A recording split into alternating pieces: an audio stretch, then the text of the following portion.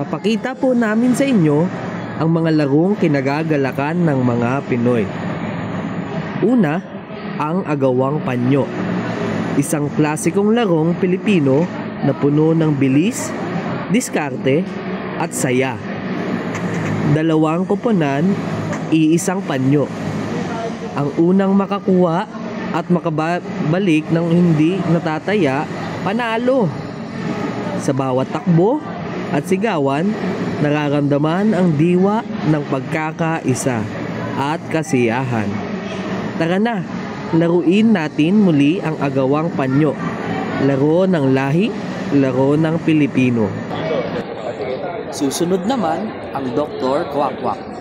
Laro ng tawa, teamwork at talino. Magkahawak ang kamay, ang lahat habang sinusubukang magkalas ng hindi nabibitawan. Habang nagkakabuhol, mas nagiging masaya. Isang simpleng laro na nagtuturo ng pagtutulungan at pagkakaibigan. Dr. Kwak-Kwak. Simpleng laro, pusong Pilipino.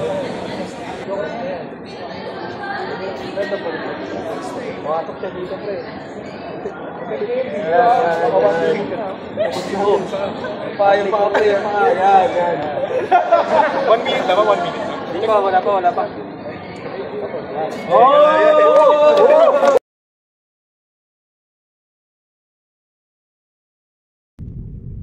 Hello po everyone. Today I will be sharing something that very close to our culture and even our childhood.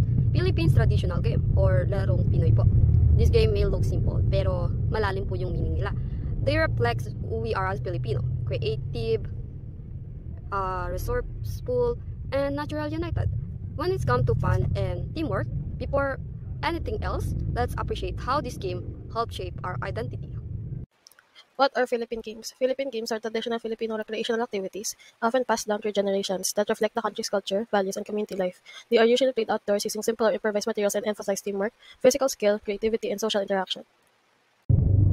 Now, here for the next point, let's talk about the importance of PH team. This game builds confidence and social skill.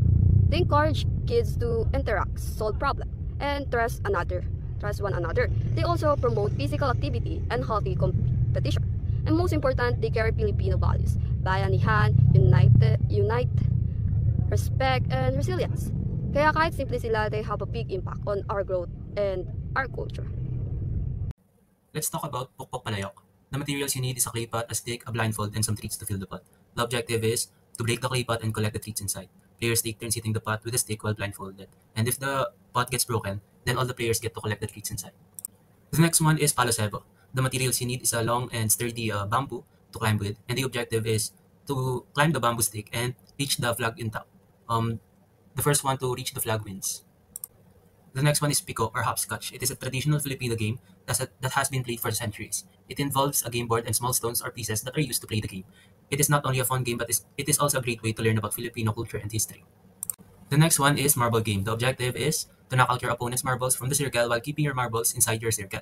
The rules is each player has 10 marbles, and the player with the most marbles at the end wins. Players take turns shooting their marbles. The strategy is watch your opponent's moves, use spin to control your shots, and aim for the corners. So for our conclusion, overall, Philippine games continue to serve as meaningful expressions of Filipino identity. They promote unity, creativity, and teamwork, while preserving cultural traditions that connect younger generations to their heritage.